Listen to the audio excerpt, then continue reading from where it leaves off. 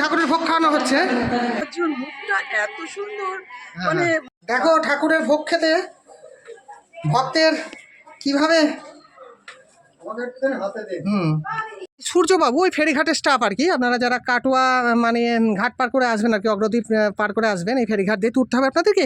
এবারে নিয়মটা আপনাদেরকে একটু স্যার বলছেন, স্যার একটু বলুন এবারের নিয়মটা কি। আপনি পড়ে আবার পা পিছলে রাস্তার হাল দেখো কি অবস্থা দেখো। ব্যাপারে গোপালটার ব্যাপারে মানুষ সবাই পয়সা করে দেবে, যাতে ভালো বাচ্চা কাচ্চা হয়নি, ও বাচ্চা টাচ্চা হয়নি না, তারা হয়তো মানব করবে। বন্ধুরা আমি কাঁচুমাজার স্টেশনে এসেছিলাম, আজকে ট্রেন চলছে না, সন্ধ্যে 6টার সময় ট্রেন চলবে, এখন কাজ হচ্ছে লাইনে, তার জন্য আমাকে বাসে করে যেতে হবে। চলো বাস স্ট্যান্ডে গিয়ে তোমাদেরকে দেখাচ্ছি। গ্যারেজে রেখে দিলাম গাড়িটাকে, চলো এবার গিয়ে তোমাদেরকে দেখাবো। এই যে বিরুদার গ্যারেজ, এখানে রাখলাম গাড়িটা। ট্রেন চলছে না আজকে, তার জন্যই আসতে হলো বাস স্ট্যান্ডে। এবার টিকিটটা কাটি কেটে যাচ্ছি, গিয়ে দেখাচ্ছি। বাসটায় উঠছি, এতে করে যাবো আর কি আমরা এখন বেথুয়া জড়ি যাবো। চলো সিটি নাই দেখো একটাও, ফুল দেখো, ভিড় দেখো। ট্রেন চলছে না তাই বাসে করে যাচ্ছি, চলো তোমাদেরকে গিয়ে দেখাচ্ছি। দেখো ভিড়টা দেখো। পেয়ারা খাবেন, ডাসা হবে দাদা, সিট হবে না নাকি? একটা সিট হবে না, একবারে ফুল হয়ে গেছে স্টেট বাসে। কটায় ছাড় দেবে এটা দাদা? হ্যাঁ এক্ষুনি ছেড়ে দেবে। স্টেট বাসে উঠে পড়েছি, দাঁড়িয়ে দাঁড়িয়ে যেতে হবে, সিট পাইনি। চলো তোমাদেরকে গিয়ে দেখাচ্ছি। এখন যাবো বেথুয়া অবধি, যেখান থেকে যাবো আবার অগ্রদ্বীপ। চলো সিট নাই, দাঁড়িয়ে যাই। 40 টাকা করে ভাড়া লাগলো বন্ধুরা। এখান থেকে বেথুয়া অবধি যাচ্ছি স্টেট বাসে। চলো আজকে ট্রেন চলছে না, কাজ হচ্ছে লাইনে, রবিবার করে লাইনে কাজ হয়, তার জন্য স্টেশন থেকে বলবো আপনি স্টেট বাস ধরে চলে যান। তার জন্য আমি স্টেট বাস ধরে গিয়ে তোমাদেরকে দেখাচ্ছি। চলো আর বেশি দেরি নেই তো মেলার সামনে, তার জন্যই যাচ্ছি আজকে। বন্ধুরা বহরমপুর থেকে বেথুয়া অবধি 49 টাকা নিল ভাড়া, 40 টাকা আমার একটু বড় ভুল হয়েছিল। যাই হোক স্টেট বাসে জনপ্রতি 49 টাকা বেথুয়া অবধি। এখন বেথুয়ায় নেমে গেছি বন্ধুরা, এখন টোটোতে উঠবো, দিয়ে আর কি যাবো অগ্রদ্বীপে। 50 টাকা করে নিচ্ছে জনপ্রতি, তোমাদেরকে দেখাচ্ছি। বন্ধুরা এই গাড়িটা করে যাবো অগ্রদ্বীপ, জনপ্রতি 50 টাকা করে। চলো তোমাদেরকে গিয়ে দেখাচ্ছি, দেখতে থাকো। তাই টোটো স্ট্যান্ড থেকে অগ্রদ্বীপের দূরত্ব বন্ধুরা 18 কিলোমিটার। যে দোল পূর্ণিমাটা আসছে 3 তারিখে, তার ঠিক 7 দিন পর থেকে এখানে মেলাটা শুরু হবে। চলো তোমাদেরকে গোটাটা গিয়ে দেখাচ্ছি আর বলছি।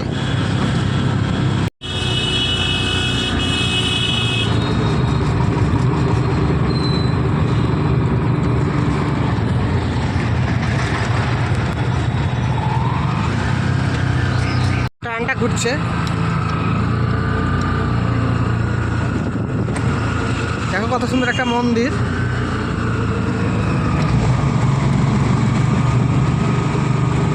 এই অগ্রদ্বীপে গোপীনাথ জিউ মন্দিরে ঢোকার যে রাস্তাটা পড়ছে, রাস্তা খুব খারাপ, তোমাদেরকে দেখাচ্ছি, দেখতে থাকো।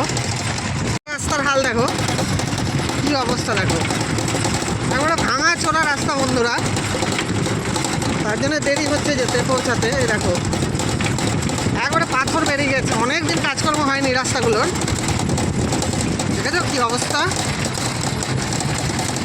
কিছুটা ভালো কিছুটা খারাপ। এই দেখো উঁচু করে দেখাচ্ছি, বুঝতে পারবা হাল দেখো। হ্যাঁ যাচ্ছে তাই পরিস্থিতি, অনেকদিন কাজকর্ম হয়নি।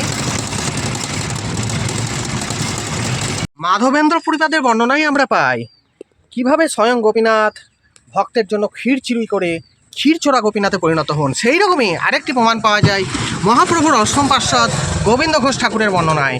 তিনি বর্ণনা করেছেন এই বসন্তকালেই তিনি পত্রে লিখেছিলেন, তার পদগুলোতে আমরা পাচ্ছি কিভাবে তিনি মহাপ্রভু চৈতন্যদেবের আদেশে স্বয়ং গোপীনাথের সেবা করেছিলেন।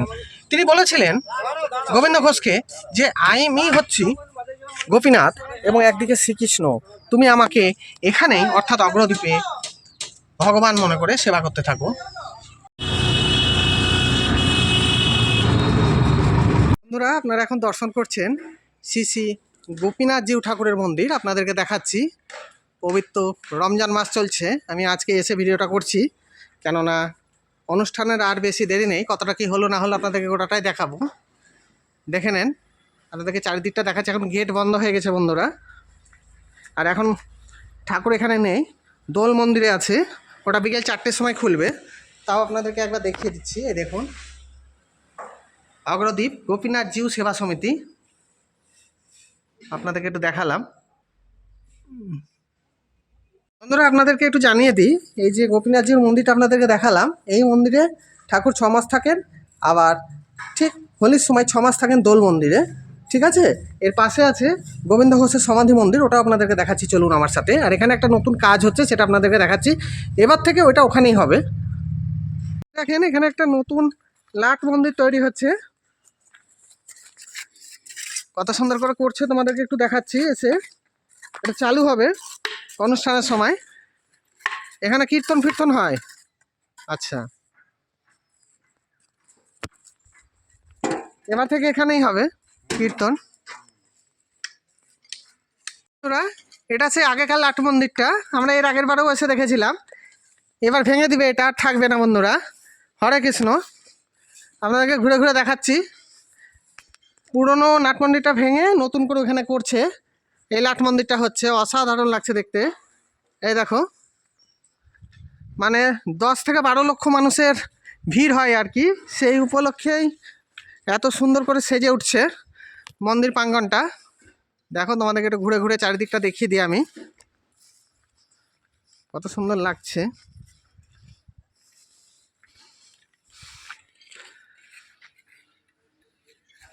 দেখো, লাট মন্দিরের ঠিক পাশে আছে শ্রী শ্রী গহরাজ বাবার মন্দির, দেখিয়ে দিলাম তোমাদেরকে একটু।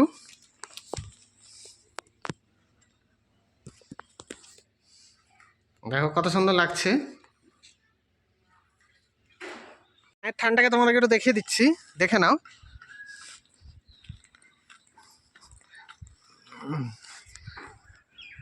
দেখো বন্ধুরা, কত সুন্দর লাগছে দেখতে চারিপাশটা। এবার আমি এসেছি গোবিন্দ ঘোষ ঠাকুরের সমাধি মন্দিরটা, তোমাদেরকে একটু দেখাচ্ছি। এখন দরজা বন্ধ করে দিয়েছে, আমার আসতে দেরি হয়ে গেছে, বন্ধ আছে। এই যে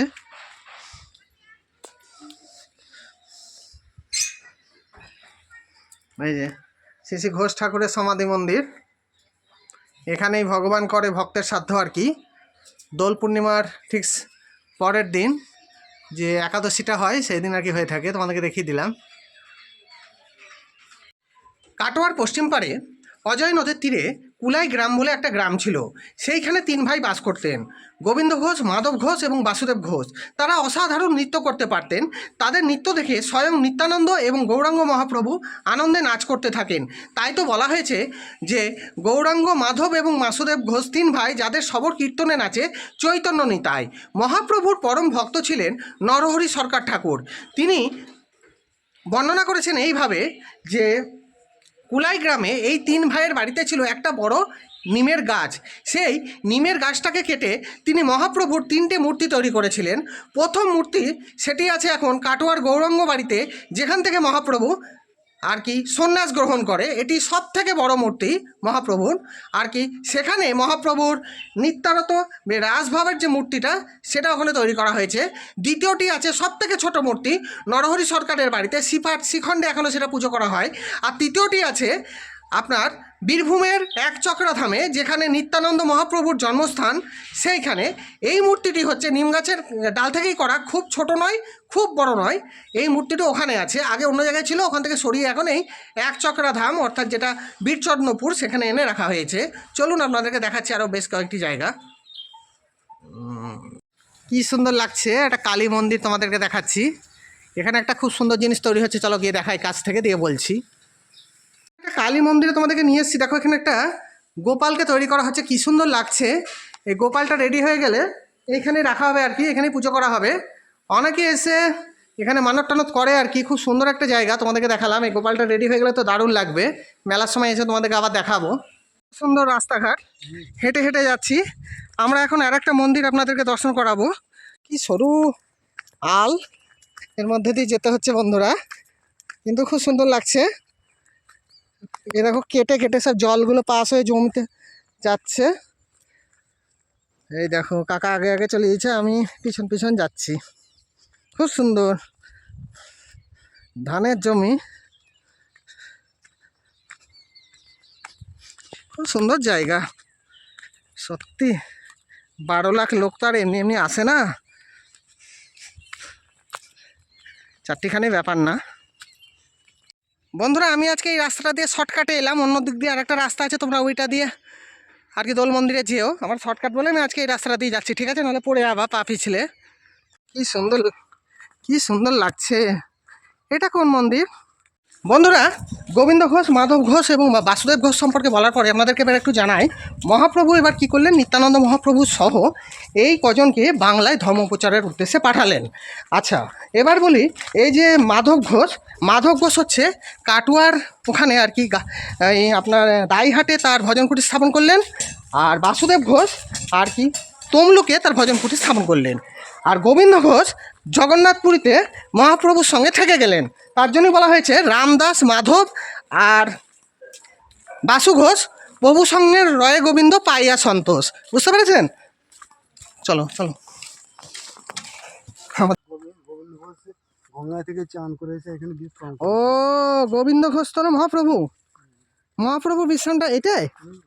আচ্ছা আচ্ছা বন্ধুরা, এবার মহাপ্রভু ইচ্ছা জ্ঞাপন করলেন যে তিনি বৃন্দাবনে যাবেন, কিন্তু বৃন্দাবনে যাবেন তিনি বাংলার মধ্যে দিয়ে, এবং তার মায়ের দর্শন করে তিনি যাবেন। পবিত্র গঙ্গাটাও তার দর্শন করা হয়ে যাবে।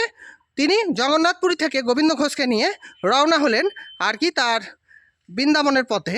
অসংখ্য ভক্তবৃন্দ মহাপ্রভুর সঙ্গে সেদিন যাত্রা করেছে। করতে করতে তিনি এই অগ্রদ্বীপের কাছে এসে একটা জায়গায় বিশ্রাম নেন। সেই বিশ্রামের জায়গাটা আপনারা এবার একটু দর্শন করুন। এটা সেই বিশ্রামের স্থানটা আপনাদেরকে দেখাচ্ছি। এই দেখেন, লেখাই আছে, এই যে কত সুন্দর করেছে, সংস্কার হয়েছে। আমি আপনাদেরকে দেখিয়ে দিলাম সেই বিশ্রামের জায়গাটা। এই বিশ্রাম ঘাটে এসে বিশ্রাম নিয়ে মহাপ্রভু যখন তার ভক্তর বাড়িতে প্রসাদ গ্রহণ করার পর আর কি কিছুটা মুখশুদ্ধি চেয়েছিলেন, তখন গোবিন্দ ঘোষ তার পকেট থেকে মুখশুদ্ধি অর্থাৎ একটা হরিতকি ফল নিয়ে মহাপ্রভুকে দিয়েছিলেন। তখনই মহাপ্রভু মনে মনে রেগে যান, যে তিনি জিজ্ঞেস করেন গোবিন্দ ঘোষকে যে এই হরিতকিটা তুমি পেলে কোথায়? তখন গোবিন্দ ঘোষ উত্তর দেন যে তিনি জানতেন যে মহাপ্রভু হরিতকি চাইবেন খাওয়ার পর, তার জন্যই তিনি সঞ্চয় করে রেখেছিলেন।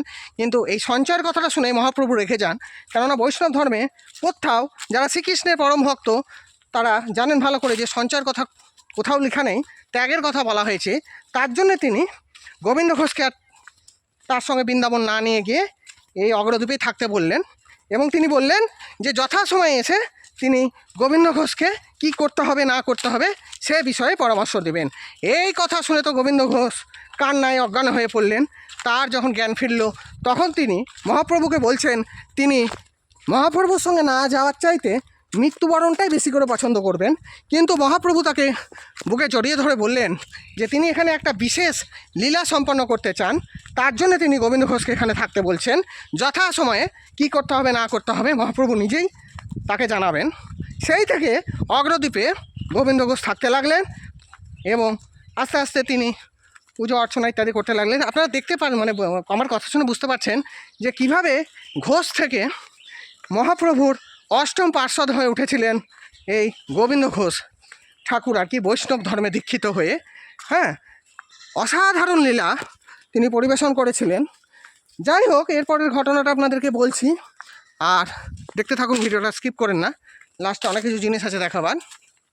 দেখেন এখানে অষ্টপ্রহর হবে, সারা রাত ধরে অনুষ্ঠান চলবে। হ্যাঁ, এই দোল পূর্ণিমা থেকে শুরু হয়ে যায় না এটা দোল? আচ্ছা আচ্ছা, এই দেখুন কত সুন্দর জায়গাটা, চারিদিকটা দেখে নেন। সেই রথ, যে রথের রথযাত্রার সময় গোপীনাথকে চাপিয়ে ঘোরানো হয়, এই রথটা আপনাদেরকে দেখিয়ে দিলাম, দেখে নেন। আর এগুলো তো সব প্যান্ডেল হচ্ছে মেলা উপলক্ষে, বিশাল অনুষ্ঠান, লাখ লাখ লোকের আয়োজন। অবশ্যই আসবা। হ্যাঁ বন্ধুরা, এখন সব দোকানগুলো বন্ধ হয়ে গেছে গো। বন্ধুরা, আপনাদেরকে এখন গোপীনাথজিউর মন্দিরে নিয়ে চলে এসেছি আর কি, দোল মন্দিরে। এখন 4টে বাজেনি, বিকেল 4টের সময় খুলবে। দেখে নেন, এখন বন্ধ আছে দরজাটা। দোলের সময় 6 মাস এখানে থাকে, দোল হয়ে গেলে 6 মাস মূল মন্দিরে গিয়ে থাকে ঠাকুর। দেখে নাও কত সুন্দর কাজ করা হয়েছে। লাখ মন্দিরটা যা করেছে না, অসাধারণ।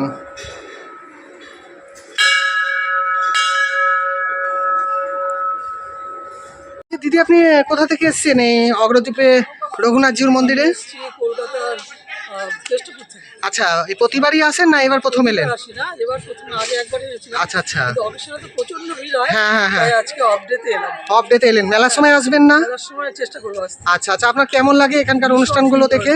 অগ্রদ্বীপের মানে এই যে গোপীনাথজির মুখটা এত সুন্দর, হ্যাঁ, মানে মনে পড়লে যেন মানে জীবনে আর কিছু থাকে না বাকি। হ্যাঁ হ্যাঁ হ্যাঁ হ্যাঁ হ্যাঁ, ওই জন্যই ছুটে ছুটে আসা। প্রচুর ভক্তরা আসে, প্রায় 10-12 লক্ষের ওপরে লোক প্রচুর লোক আসে হয়। অনুষ্ঠানের সময়তে।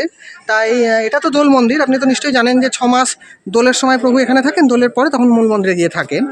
আর এটা তো অবশ্যই জানেন যে আগে গোবিন্দ ঘোষ ঠাকুরের পুজো হয়, হ্যাঁ। তারপরে এনার পুজো হয়ে প্রসাদ বিলি করা হয়। তা আপনি কোথা থেকে এসেছেন, নামটা একবার বলুন। আমি আছি, আমার নাম মিন্টু কোনি, হ্যাঁ, হ্যাঁ। কলকাতা কেষ্টপুর থেকে। আচ্ছা আচ্ছা, আমরা বং পিএম চ্যানেল থেকে বাপি এসেছিলাম, চ্যানেলে বলার জন্য আপনাদেরকে অসংখ্য ধন্যবাদ। ম্যাডাম নমস্কার, আপনি কোথা থেকে এসেছেন? আমি আমারই বান্ধবীর দিদি। ও আচ্ছা আচ্ছা, আমি ব্যারাকপুর থেকে এসেছি, আমরা একসঙ্গে 6 জন ও এসেছি। আচ্ছা আচ্ছা, আপনার নামটা? আমার নাম বন্দনা গোস্বামী। আচ্ছা আচ্ছা, অসংখ্য ধন্যবাদ, ভালো আমি থাকবেন। এখানকারের মানে মাধবের কথা শুনেছি অনেক, আচ্ছা, গোপীনাথের হ্যাঁ কথা হ্যাঁ শুনেছি। হ্যাঁ হ্যাঁ হ্যাঁ, শুনে উনি টেনে এনেছেন, কিন্তু দুঃখের বিষয় মানে দর্শন দরজা হলো না, দর্শন সে বিকেল হলো 4টের না। সময় খুলবে। হ্যাঁ, হ্যাঁ, টেনে না আনলে তো আমরা কেউ আসতে পারবো না। যাই হোক এসছেন উনার মানে সমস্ত ভক্তের পদধূলিতে আমাদের সমস্ত পাপ যেন হ্যাঁ, হ্যাঁ, হ্যাঁ, হয়ে যায়, হ্যাঁ, হ্যাঁ, এই কামনা করি ঠাকুরের কাছে। জয় শ্রীকৃষ্ণ। জয় শ্রীকৃষ্ণ, ভালো থাকবেন ম্যাম। আচ্ছা আচ্ছা, ঠিক আছে, অসংখ্য ধন্যবাদ আমার সঙ্গে এতটা টাইম তুমি দিলে। আমি এসেছিলাম এতগুলো জিনিস আমাকে দেখানোর জন্য, অসংখ্য ধন্যবাদ দাদা। আবার মেলার সময় দেখা হবে, আমি অবশ্যই আসার চেষ্টা করব, ভালো থাকবেন। ঠিক আছে। মহাপ্রভু কথা অনুযায়ী গোবিন্দ ঘোষ এই অগ্রদ্বীপে থাকতে লাগলেন। কিছুদিন পরে তিনি গঙ্গায় চান করতে যান এবং তার পায়ে একটা কাঠের দণ্ড লাগে, তিনি ওটাকে সরিয়ে দিয়ে ভারী মনে করে চান করে বাসায় আসেন। রাতে স্বপ্নে দেন গৌর সুন্দর তাকে, যিনি গৌর সুন্দর তিনি মহাপ্রভু, তিনিই গৌরাঙ্গ, আমরা জানি ভালো করে। কারণ মহাপ্রভু চৈতন্য হচ্ছে বাইরে রাধা এবং ভিতরে কৃষ্ণ, গৌড়ীয় বর্ণ তিনি তার অঙ্গে ধারণ করে আছেন এবং ভক্তগণকে তিনি ইচ্ছা মতো বল অর্থাৎ মনোবল দিয়ে থাকেন, যা অন্য কোনো ভগবান আজ অবধি দেন না। সেটাই আর কি বলা হয়েছে, আপনারা বিভিন্ন বৈষ্ণব পদকর্তাদের পদগুলো পড়লেই জানতে পারবেন। তা স্বপ্নে বলছে গোবিন্দ ঘোষকে চৈতন্য মহাপ্রভু, স্বপ্নে বলছে যে সকালবেলায় চান করতে গিয়ে যে কাঠের দ্বন্দ্বটা আর কি তুমি দেখতে পেয়েছিলে, ওটা তুমি সকালবেলায় তারপরের দিন যখন চান করতে যাবে সেটাকে নিয়ে আসবে। যথারীতি প্রভুর আজ্ঞা শুনে গোবিন্দ ঘোষ চান করতে গিয়ে ওই কাঠের দ্বন্দ্বটা পায় এবং নিয়ে এসে মন্দিরে রাখে। পরে নাকি মহাপ্রভু আবার এই অগ্রদ্বীপে আসে, গোবিন্দ ঘোষকে আর কি বুকে জড়িয়ে ধরে এবং বিশ্বকর্মাকে আদেশ দিয়ে তিনি এই গোপীনাথের মূর্তিটা তৈরি করান। এটি কোষ্ঠী পাথরের, কাঠের বলে গোবিন্দ ঘোষ ভুল করেছিলেন, কাঠের না পাথরের মূর্তি। এখানে একটি রাধার মূর্তিও আছে। যেহেতু গোবিন্দ ঘোষের সমাধি মন্দিরটা এখন বন্ধ করা আছে, আপনাদেরকে দেখাতে পারেনি, পাশের মন্দিরটাও বন্ধ করা আছে। ঠাকুর যেহেতু এখন মূল মন্দিরে আছে, মানে দোল মন্দিরে আছে। ঠিক আছে, আপনাদেরকে গিয়ে দেখাচ্ছি, দেখতে থাকুন। কোন ঠাকুরের ভোগ খাওয়ানো হচ্ছে, গোবিন্দ ঘোষ ঠাকুরের ভোগ খাওয়ানো হচ্ছে। এরা অপূর্ব প্রতি বাড়ি বিভিন্ন ধরনের আয়োজন করে, ঠাকুরের ভোগ খাচ্ছে। ভালো লাগছে ভোগ খেয়ে? ভালো লাগছে। আপনি প্রতিবার আছেন না এবার প্রথম দেখেছেন? এই দেখুন দাদারা কত রকমের ব্যবস্থা করেছে, দেখুন এরকম পনিরের তরকারি দিল, পাঁচমিশালি তরকারি, বেগুনি, ডাল, ভাত, বিভিন্ন ধরনের আইটেম আছে। আসবা প্রত্যেকবার। হ্যাঁ, এই যে প্রভুরা সব বসছে এখন। হ্যাঁ, এই যে প্রভুরা। আচ্ছা আচ্ছা, অবশ্যই আসবা, দেখেছো কত সুন্দর সিস্টেম। দেখো ঠাকুরের ভোগ খেতে ভক্তের কিভাবে দেখো বন্ধুরা, ভক্তরা কীভাবে ঠাকুরের ভোগ খেতে এসছে আর কি, এরকম শরীর নিয়েও উঠতে পারছে না ভালো করে। জেঠি মাতাও এসছে ঠাকুরের ভোগ খাওয়ার জন্য আর কি, মন্দিরে একটু পুজো দিয়েছেন, দিয়ে ভোগ গ্রহণ করলেন আর কি। খুবই অসুবিধা। এই দেখুন আপনাদেরকে দেখাচ্ছি, এই দেখুন দেখে নিন, দাদা তো আমার সঙ্গে আছেই। দেখো আমাকেও একটু প্রসাদ দিল, তো যাই হোক আমার তো খুব ভালো লাগলো। হাতে দিন, দাঁড়ান, নেন হাতটা দিন। এই দেখেন কাকা বলছে একটু হাতে দাও, দাদা এটা দিয়ে দিলাম। ঠিক আছে,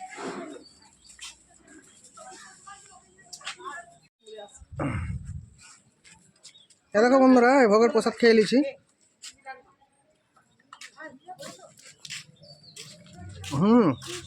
দারুণ খেতে, এবার খাঁটি দুধের পায়েস, চাল দিয়ে করা কিশমিশ কাজু বাদাম সব আছে, দারুণ লাগছে। তোমরা এসে অবশ্যই ঠাকুরের প্রসাদ খেয়েও গোবিন্দ ঘোষ ঠাকুরের। আমি এখন ঘাটটা আপনাদেরকে একটু দেখিয়ে আনছি কি পরিস্থিতি। সময় আর বেশি নেই,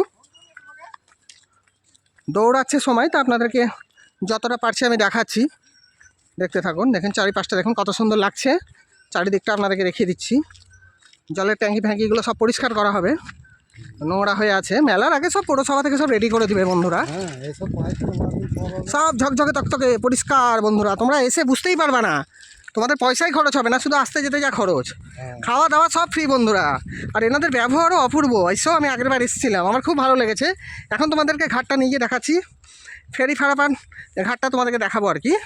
ফেরিঘাট। হ্যাঁ ফেরি ঘাটটাই তোমাদেরকে দেখাবো, চলো। ওই যে ওপর থেকে সব লোক আসছে, হ্যাঁ, হ্যাঁ। যাচ্ছে। কেন্দ্রীয় সরকারের পক্ষ থেকে এই দেখো একটা ভারতীয় অন্তর্দেশীয় জলপথ কর্তৃপক্ষের একটা প্রজেক্ট হচ্ছে, খুব সুন্দর ব্যবস্থা, বেলার আগেই চালু হয়ে যাবে। কেন্দ্রীয় সরকারের এটা একটা স্কিম বন্ধুরা, আপনাদেরকে দেখালাম। মিস্ত্রি দাদা কাজ করছে ঘাটের এখানেই, দেখো কত সুন্দর লাগছে দেখে। মেলার আগে সব প্রিপারেশান চলছে বন্ধুরা, আপনাদেরকে দেখিয়ে দিচ্ছি। দাদা আসছে দেখো, কত সুন্দর চারিধারটা লাগছে না। চলো ঘাটের ওখানে গিয়ে দেখাচ্ছি।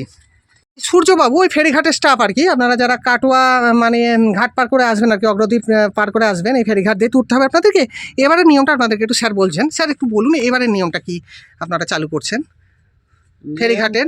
নিয়ম আমাদের বলতে একই নিয়ম আছে, হ্যাঁ যে যেটা মানে ভিডিও থেকে যেটা বলবে সেরকম সিস্টেমেই চালু হবে আমাদের আচ্ছা কাছে। আচ্ছা, আমাদের নিয়ম বলতে কিছু নেই, ভিডিও যেমন ভাবে পরিচালনা হ্যাঁ করবে বিডিও স্যার যেরকম বলবেন সেরকম। সেভাবেই আমি বলতে চাইছি আগের বার যেরকম আপনার নির্দিষ্ট একটা সংখ্যক যাত্রী তুলে অতিরিক্ত পরিমাণে মাল নৌকায় না তুলে যেরকম পারাপারটা করছিলেন সুশৃঙ্খলভাবে, এরকমভাবে এবারও হবে, তাই তো? আচ্ছা আচ্ছা, প্রচুর পুলিশ থাকে না আপনাদের এখানে? হ্যাঁ, পুলিশ থাকে প্রচুর পুলিশ। হ্যাঁ ওগুলো একটু বলে দেন কীরকম কী গার্ডের ব্যবস্থাগুলো একটু থাকে। যেরকম লোক যাবে সেইভাবে পুলিশ থাকবে, প্রশাসন থেকে সবকিছু প্যাসেঞ্জার মানে নৌকার উপরে প্যাসেঞ্জার তুলে দেবে, হ্যাঁ ওরাই তুলে দেয়। হুম। আর মানে যে এক সাইড দিয়ে প্যাসেঞ্জার তুলবে, এক সাইড দিয়ে নামবে, আচ্ছা, আচ্ছা। এরকম সিস্টেম পুলিশই করে দেয়। আচ্ছা আচ্ছা, পুলিশে সব করে দেয়। আচ্ছা আপনাদের কি প্রতি বছরের মতো এবারও নৌকার সংখ্যা তো বাড়বে মেলার সময়, নাহলে তো অতিরিক্ত পরিমাণে যাত্রী হয়ে যায়? নৌকার পরিমাণ বাড়বে। মোটামুটি কটা বাড়ে? আগের বার তো আমরা শুনেছিলাম 7টা মতো বেড়েছিল, এবার ওই রকমই নাকি কম বেশি 8-9টা?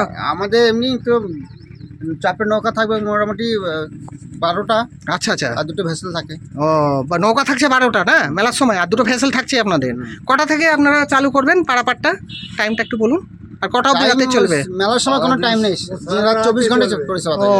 24 ঘন্টা পরিষেবা পাবো আমরা না?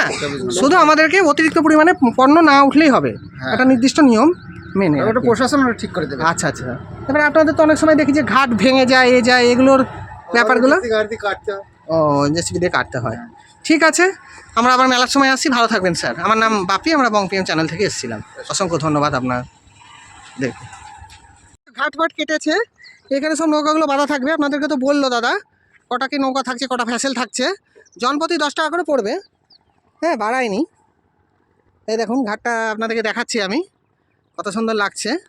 লোকে লোকারণ্য হয়ে যায় বন্ধুরা, গা দিয়ে লোক থাকে, যারা ওই কলকাতা হয়ে আসে ওই ঘাট পার করে এই ঘাট দিয়ে ওঠে, তারা দিয়ে আর কি যায়। দেখুন স্যারা সব আসছে, আসুন। দেখেছেন মাটি ঢিপি লেগে গেছে একবারে, জল বেড়েও যায়। আগেরবার তো আমরা দেখেছিলাম প্রচুর জল বেড়েছিল, খুব রেস্ট্রিকশান ছিল আর কি ঘাটে, বেশি পণ্য টণ্য নিয়ে উঠতে দিচ্ছিল না। চারিদিকটা আপনাদেরকে দেখিয়ে দিচ্ছি, দেখুন বাঁশ টাস পড়ে গেছে, প্যান্ডেল ফ্যান্ডেল হয়, গেট করে দেয় একদিক দিয়ে বেরোবার একদিক দিয়ে ঢোকার। দারুণ লাগে বন্ধুরা, সিস্টেমটা খুবই ভালো। আমি আগের বার এসেছিলাম, এবার নিয়ে আমার 2বার হচ্ছে বন্ধুরা। ওইদিকে সব সাধু ফাধুরা বসে থাকে বিভিন্ন প্রতিমা নিয়ে। আসবা তোমরা যারা আসনি, এবার অবশ্যই এসো, কোনো অসুবিধা হবে না। দেখো খুব সুন্দর লাগছে আর কি, চারিদিকটা দেখিয়ে দিলাম তোমাদেরকে ঘাটটার ঘুরে ঘুরে। চলে এবার মেন জায়গাটা নিয়ে গিয়ে দেখাবো, এখনও শেষ কেটে বেরিও না, ভিডিওটা অনেক কিছু জিনিস তোমাদের জানবার আছে যারা আসতে চাইছো মেলায়। দূর থেকে দারুণ লাগছে বন্ধুরা। ঘাট পাড়ে টোটোগুলো থাকে, যেদিনকে শেষ হয় টোটো করে তোমরা চলে যেতে পারবা, টোটো অটো সবই থাকে, ভাড়া খাটে তখন।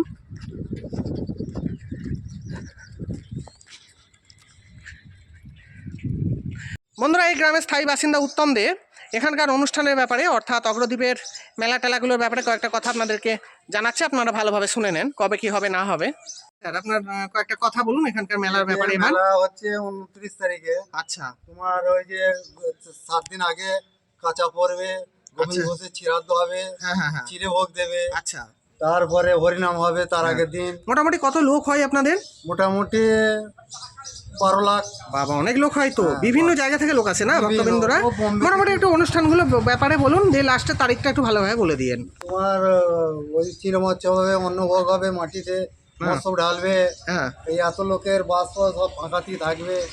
তারা এসে থাকবে কোথায়? ওইতে তোমার ওই প্যান্ডেলে থাকবে। ও বিভিন্ন আশ্রম করা হয়েছে ওখানেই থাকবে না? হ্যাঁ, ওখানেই থাকবে। আচ্ছা আচ্ছা, তা এবার মোটামুটি কবে হচ্ছে তাহলে, ডেটটা একটু ভালোভাবে বলুন। এটা হচ্ছে কি 29 তারিখে। আচ্ছা আচ্ছা, কি কি হবে পরপর ডেটগুলো একটু বলে দেন। চিরমচ্ছব হবে, হ্যাঁ। অন্নমচ্ছব হবে, হ্যাঁ অন্নভোগ হবে, হ্যাঁ তোমার তারপর দিন আবার আর একটা অনুষ্ঠান হবে।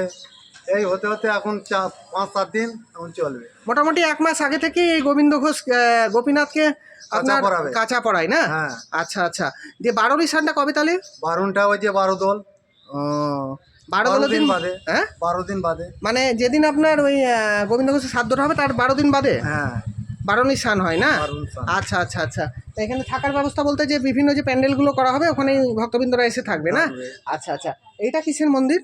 এটা হচ্ছে আমাদের কালী মন্দিরে। ও এটা কালী মন্দির না? আর দোল মন্দিরটা ওইদিকে না? দোল মন্দির ওখানে। আচ্ছা আচ্ছা আচ্ছা, মোটামুটি 2000 পুলিশ থাকবে। 2000 পুলিশ থাকে। আর কি কি ব্যবস্থা থাকে আপনাদের এখানে পরিষেবা? ও তো হচ্ছে 5-7 দিন আপনাকে কেউকে খাওয়ার অসুবিধা নেই। না মানে এখানে আসবে মানুষ সব খেতে পারে। সব খেতে পাবে না? আচ্ছা, তাহলে মোটামুটি কবে থেকে লোক আসতে শুরু করে আপনাদের, ভিড়টা হয়? ওটা মোটামুটি আজকে হচ্ছে 5 তারিখ। হ্যাঁ, ওই 25 তারিখ থেকে আসা চা করবে। আর বিশাল লোক হয়ে যাবে একবার বলো। বিশাল একবারে বোধহয় লোক যাওয়া যাবে। আর ঘাটের দিকে তো আবার নৌকাতে তো বিশাল ভিড়। 8-10টা লোক দেবে, ও। রাত দিন চলবে। 8-10টা নৌকা রাত দিন চলে? 8 দিন 8 দিন চলে, বাবা। আর ভাড়া মোটামুটি কত করে নেয় নৌকাতে আসা যাওয়া তখন? আসা যা 10 টাকা। আসা যাওয়া 10 টাকায় নেয়, বাড়ায় না? না। মোটামুটি একটা এই মাপে তোলে লোক দিয়ে নিয়ে আসে, নাহলে ভয় আছে ডুবে যাওয়ার। হ্যাঁ। আচ্ছা আচ্ছা, উত্তম দা আপনাকে অনেক ধন্যবাদ। আমরা বং পিএম চ্যানেল থেকে বাপি এসেছিলাম, ভালো থাকবেন, আবার মেলার সময় দেখা হবে। ঠিক আছে। আসছি।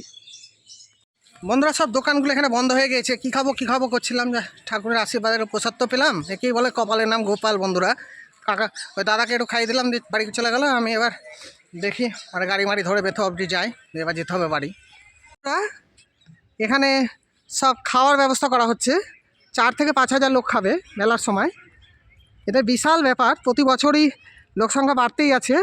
সমস্ত কাজকর্ম শুরু হয়ে গেছে। দেখো এটা একটা প্রাথমিক বিদ্যালয় অগ্রদ্বীপ, এ দেখো লেখাই আছে অগ্রদ্বীপ বালক অবৈতনিক প্রাথমিক বিদ্যালয়। লক্ষ লক্ষ লোকের সমাবেশ হয়, দেখার মতো জায়গা। সত্যি আসবা বন্ধুরা, হ্যাঁ এনাদের ব্যবহার খুবই ভালো। অবশ্যই এসো, না দেখলে বুঝতে পারবা না, ভিডিওতে তো সব বোঝানো সম্ভব হয় না, এর বাইরেও অনেক জিনিস থাকে। অবশ্যই আসবা। হ্যাঁ বন্ধুরা, গোবিন্দ ঘোষ, মাধব ঘোষ এবং বাসুদেব ঘোষ সম্পর্কে বলার পরে আপনাদেরকে এবার একটু জানাই, মহাপ্রভু এবার কী করলেন, নিত্যানন্দ মহাপ্রভু সহ এই কজনকে বাংলায় ধর্মপ্রচারের উদ্দেশ্যে পাঠালেন। আচ্ছা এবার বলি, এই যে মাধব ঘোষ হচ্ছে কাটুয়ার ওখানে আর কি, এই আপনার দাইহাটে তার ভজন কুটি স্থাপন করলেন। আর বাসুদেব ঘোষ আর কি তমলুকে তার ভজন কুটি স্থাপন করলেন। আর গোবিন্দ ঘোষ জগন্নাথপুরীতে মহাপ্রভুর সঙ্গে থেকে গেলেন। তার জন্যই বলা হয়েছে রামদাস মাধব আর বাসু ঘোষ প্রভু সঙ্গের রয়ে গোবিন্দ পাইয়া সন্তোষ। বুঝতে পেরেছেন?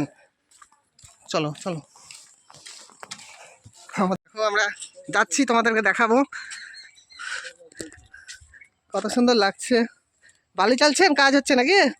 আচ্ছা চলো, কত সুন্দর দেখো, চারিপাশের পরিবেশটা দারুণ লাগছে দেখে বন্ধুরা।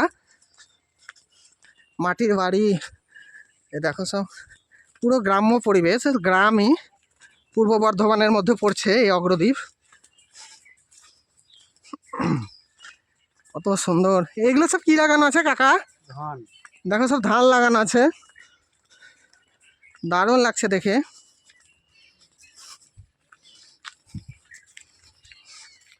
এই দেখো কত সুন্দর, সব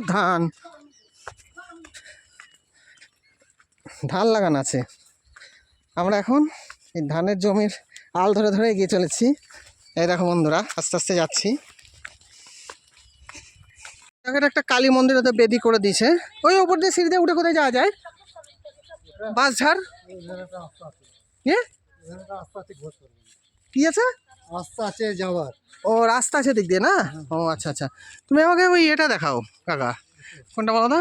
বন্ধুরা তোমাদেরকে একটু বলি, কৃষ্ণদাস কবিরাজ চৈতন্য চরিতামৃতে লিখছে যে দোল পূর্ণিমার সময় যে 7টি দল গান করতে করতে নাচ করতে করতে আর কি পুরী দিয়ে হেঁটে হেঁটে যেত, তাদের মধ্যে মেন ছিল এই গোবিন্দ ঘোষ ঠাকুর। এছাড়া ছিলেন জুনিয়র হরিদাস, বিষ্ণু দাস, ভাই রাঘব এবং মাধব, এবং সেই সাথে ছিলেন বাসু ঘোষ, এবং নাচ করতে করতে এগিয়ে যেতেন বক্রেশ্বর পণ্ডিত। অসাধারণ সেই সমস্ত লীলা। মহাপ্রভু 7টি রূপে সেই সময় আবির্ভূত হয়ে প্রত্যেকটি দলের সাথে থাকতেন। প্রত্যেকেই ভাবতো যে মহাপ্রভু আমার দলের সাথে আছে, ও ভাবতো মহাপ্রভু আমার দলের সাথে আছে। তাদের মনোবল আরও বেড়ে যেত আর কি। অসাধারণ। কৃষ্ণদাস কবিরাজ চৈতন্য চরিতামৃতে এইভাবে বর্ণনা করেছেন। শুধু কৃষ্ণদাস কবিরাজ না, লোচন দাস ঠাকুর, নরোত্তম দাস ঠাকুর, বিভিন্ন মহান মহান যারা বৈষ্ণব, তারা কিন্তু এই অগ্রদ্বীপের গোপীনাথ সম্পর্কে বিভিন্ন বর্ণনা তাদের পদে ফুটিয়ে তুলেছেন। কোথা থেকে এসছেন? আমি এসেছি পান্ডুয়া, হুগলি ডিস্ট্রিক্ট। এই বছর প্রথম না এর আগেও এসছেন? না না, আমি প্রথমে। আচ্ছা, তা ঠাকুরের ভোগ খেলেন? হ্যাঁ, কি কি খাওয়ালো ভোগে? ভোগের ডাল, বেগুনি, তারপরে একটা সয়াবিন, পনির, সব আলুর বাহ। তরকারি, একটা 5 রকম তরকারি, হ্যাঁ হ্যাঁ হ্যাঁ হ্যাঁ হ্যাঁ। চাটনি, পায়েস, আচ্ছা মিষ্টি। আচ্ছা, বলছি ভোগ খেয়ে ভালো লাগলো তো? হ্যাঁ, খুব ভালো। মেলার সময় তো আসছেন, হ্যাঁ, মেলাতে তো আসবেন। মেলাতে গোবিন্দ টানেলে হ্যাঁ, টানলেই আসবে। ঠিক আছে, ধন্যবাদ, ভালো থাকেন। এই দেখুন, এখানে ঠাকুরের ভোগ খাওয়ানো হলো। আমার ওটা আসতে দেরি হয়েছে বন্ধুরা, সব খেয়ে খেয়ে বেরোচ্ছে। এই যে ঠাকুরের ভোগ এখানে খাওয়ানো হয়েছে। অগ্রদ্বীপ হচ্ছে বিভিন্ন বৈষ্ণবের মেলবন্ধন। এই অগ্রদ্বীপের মেলাতে বিভিন্ন বৈষ্ণবগণ একত্রিত হয়, তাদের মধ্যে একটা মেলবন্ধনের সৃষ্টি হয়। বিশেষ করে চামর দোলাই নরহরি এই টাইপের পদগুলো কীর্তনের মাধ্যমে এখানে গাওয়া হয়। অসাধারণ সেই সমস্ত কীর্তন। তোমরা অবশ্যই এসে এগুলো দেখো বন্ধুরা। হ্যাঁ, চরম সুখ হবে জীবনে। এতদিন তো অনেক রকম কাজকর্ম করে করে আমরা কাটালাম, সময় নষ্ট করলাম। আমার তো এসে দারুণ লাগছে। এই দাদা আমার সঙ্গে সঙ্গে ঘুরছে। দাদা, অগ্রদ্বীপের মেলাটা তাহলে ইংরেজি কত তারিখ থেকে শুরু হবে? 15 তারিখে। আর 12 নিশান পারমিশন তার একদিন পরে নাকি? একদিন পরে। মানে 17 তারিখ। 17 তারিখ। তাহলে আমরা মোটামুটি 14 তারিখ থেকে 13 তারিখ থেকে আসতে লাগবো। হ্যাঁ আসতে লাগে। তাহলে আমি দর্শকবৃন্দদেরকে সেরকমই বলে দিচ্ছি। অসংখ্য ধন্যবাদ।